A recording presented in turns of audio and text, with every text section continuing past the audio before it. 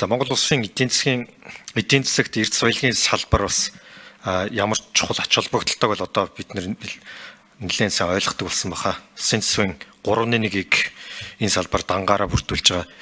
Ер нь олон улсад доллар орж ирэхийн тулд энэ өөрөө дэлхийн бусад оронтой тухайн бүтээгдэхүүн үйлчилгээнд өрсөлдөнө гэсэн үг юм. Тэгэхээр энэ одоогийн байдлаар Монгол улсад хамгийн өрсөлдөх чадвар сайтай ер нь ганц салбар нь бол уулуурах байхгүй. Тэгэхээр энэ салбар Монгол улсыг 30 жил тэжээж ирсэн, заашаагааж 30 жил хамгийн том байр суурь эзэлсэн салбар байх бол. Тэгэхээр энэ салбарыг өрсөлдөх давуу талтай цаашаа байлгана гэдэг нь дараагийн оюу толгой шиг ч юм уу, таван толгой шиг ч юм уу орд үүсэн бий болох тэрийг олох тэр боломжийг нь уулуурган салбар төрийн бодлогын зүгээс олох ёстой. Тэгэхээр миний асуух гээд байгаа асуулт одоо энэ таны ихтгэл дээр байна л да. Ерөөсөө ашигт математикийн тусгай зөвшөөрөл олголт 2016 онд санагч байна. 2016 онд нэг үйл явдал болсон юм аа. Одоо манай уулуурган салбарт. Энэ их тийм бахархаадгаар үйл явдал биш л дээ. 17 он юм байна. Энэ юу гэхээр ашиглалтын тусгай зөвшөөрлийн тоо хайгуулын тусгай зөвшөөрлийн тооноосоо багасаа хөвцсөн гэсэн үг. Уруу хамаарал гэсэн үг. Уул нь бол хайгуулын тусгай зөвшөөрөл нь ашиглалтын тусгай зөвшөөрлөөс хэд дахин илүү байх ёстой. Яг тэгэхээр яг практик дээр бол олон улсын жишээг аваад үзсэн ч гэсэн магадгүй 100 хайгуулын лицензээс нэг ашиглалтын лиценз гарвал энэ нь айгүй сайн үзүүлэлтэхгүй. Гэтэл 2017 оноос хойш одоо энэ хамаарал уруу явсаар байгаад одоо яг таны ихтгэл дээр байна л да 24 онд 1759 ашиглалтын лиценз тэ хайгуулын лиценз нь нэгсэн до 981 болоод буурсан гэсэн. Тэгэхээр ер нь бид нар улмал дараагийн том ордууд олдох энэ боломжоо өөрсдөө хязгаарлаад байна гэсэн үг юм л та. За тэгээд ер нь энэ ашигт математикийн тусгай зөвшөөрөл олголт гэдэг нь энэ процесс өөрөө бол ер нь маш их асуудал дагуулж ирсэн. Ер нь олон улсын одоо Монгол улсын тайлангууд дээр бол хамгийн ашиг сонирхол ихтэй, хамгийн асуудал ихтэй тод жишээгээр ингээд орж ирсэн байна. За 2021 онд санагч 2021 онд тухайн үедээ миний хувьд эцэд байхдаа энэ сонгон шалралтын журмыг цахимжуулах гэж бол маш их одоо эсэргүүцэлтэй тулгарч байсан. Тухайн үедээ бүр сквадрын талбай дээр зохион байгуулалтаа малчтыг хүртэл авчирч одоо энийг зогсоох гэж оролдож ирсэн түүхтэй. Тэгэхээр энэ сонгон шалралтын журам хэрэгжсэн юм болоо. За тэгээ бас энэ дээр бичсэн байна л да. 25 онд энэ сонгон шалгуулалтын журмыг шинжилэн батлуулна гэж. Тэгэхээр энэ дээр ямар бодлого барьж байгаа юм бол дэлгэрэнгүй тайлбарлаж өгөөч гэсэн. Маш чухал салбар баярлалаа. Дараагийн оюутлогоо 5 асуудлыг мэдээж геологийн хайгуулыг хийж нээж илрүүлнэ. Тэгэхээр таны дараагийн асуултууд бол бас энэ рүү чиглэж байна. За бид нар жишээл нэгэн жишээ авъя. Дараагийн оюутлогоо гэхээр одоо зэсийн орд. Бид нар өнөөдөр Монгол улс дэлхий дээр зэсийн амнаатыг одоо 19% байгаа цөөхөн улсууд байдаг баг. Энэний нэг. Тэгэхээр 19% Эрдэнэт маань бол мэдээж төрийн эмчит компани учраас бас энүүгээрээ төлөөд явж байгаа. Оюутлогоо өнөөдөр 5% одоо татврын докторжуулалтаараа 5% амнаа төлөө явж байгаа. Дараагийн оюутлогоо шиг компани орж ирэхийг тулд энэний зөрөө гэхэл 14% зөрөө байгаа. Тэгэхээр бид нар энэ дээр хууль эрх зүйн асуудлыг шийдэж өгөхгүйгээр дараагийн оюутлогыг бас ашиглалтанд оруулна. Олж болно, ашиглалтанд оруулна гэхэд нэлээд хүнд асуудал байгаа. За ашиглалтын лиценз хайгуулын лицензээсээ бол даруй одоо нэг дахин бага байгаа. Энэ бол бодиттой үнэн. Энэ бол харамсалтай зүйл.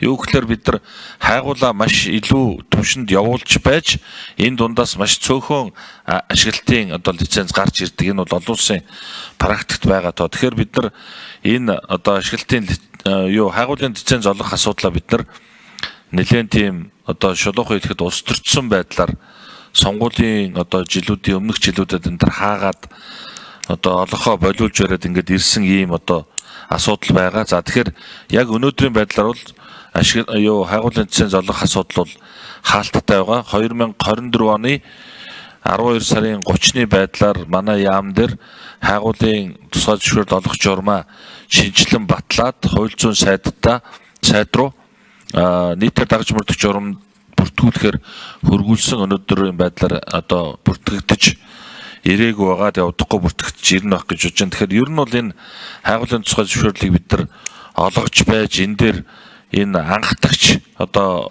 байдлаар асуудлуудаа шийдэж энэ салбарын дараагийн хөгжил ирнэ гэдэг таны одоо энэ асуудалтай бол санал нэг байна.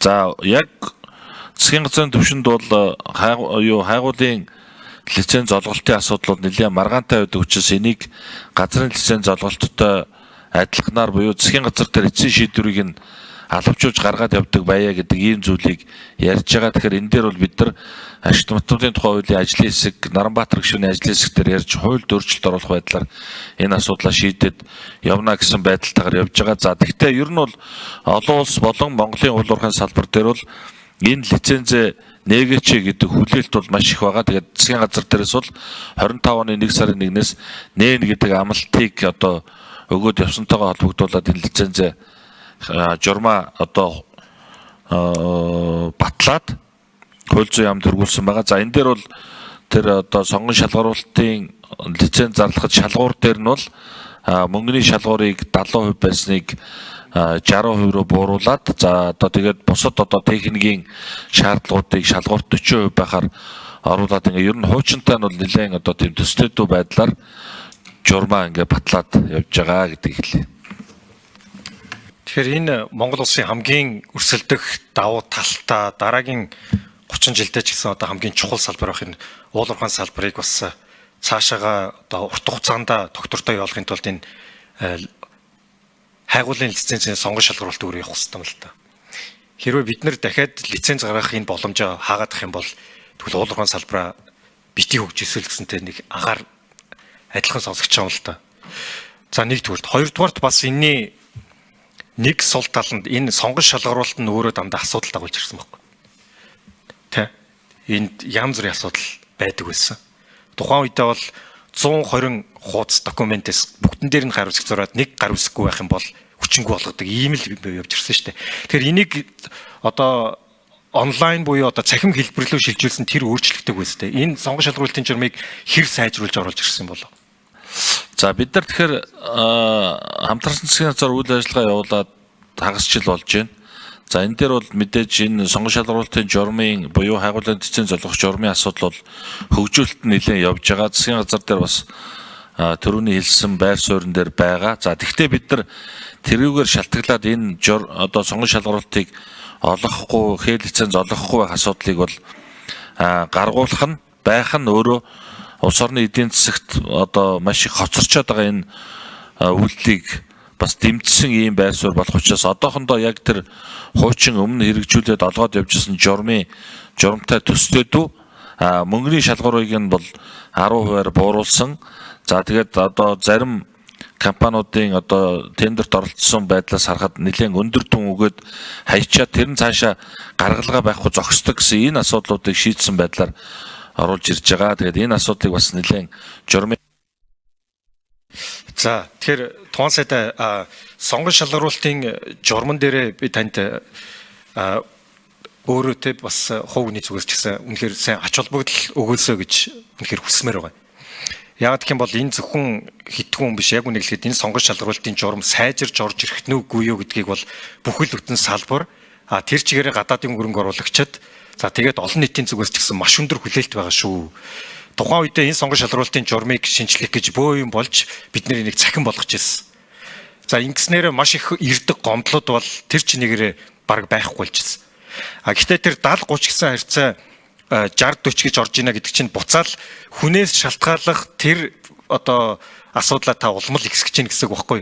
Тэгэхээр тэрийг улам илүү нээлттэй болгох, тэрийг тэр 40 болгосон буцаад асуудал үүсгэх вэ. Тэгэхээр энийг маш сайн тооцоолсон байгаасаа л гэж хүсэж байна. За таны зөвлөгөөг хүлээж авлаа. Тэгээд бид бүхэн бас одоо нөгөө хуулиар хүлээгээд журмаа бүр төгөлдөр болохыг хүлээхээр маш их цаг алдах гэдэг байгаа. Олон улсын одоо iMark дээр гэхэд жишээлбэл за дээрэс нь бид нар Mining Week гэдэг арга хэмжээнд дээр маш олон гадныхаа оролцсон эднэр дээр за дээрэс нь засгийн газрын тэргүүн эднэр бүгдээрээ ойрын хугацаанд энэ асуудлаа шийднэ гэдэг амлалтыг бас энэ уул уурхайн салбарынхандаа геологчдоо, хувийн компаниудаа, гадны компаниудад өгсөн учраас энийг бол та одоо яг бүр гэж бити ойлгоорой. Ямар ч үсэн энэ асуудлыг хуулиар зохицуултал буюу эрх хаврын чуулганаар ашиг нутгуудын тухай хуулийн нэмэлт өөрчлөлт орж ирээд эцэслэн шийдэгдтэл ийм арга хэмжээг бид нар бас 25 оны 1 сарын 1-ээс хайгуулын цэцэн золголтоо нэмнэ гэсэн амлалтандаа хүрч энэ асуудлыг шийдэд явж байгаа. Тэгээд цаашаа сайжруулалт нь бол хийгдэд явж байгаа гэж ойлгож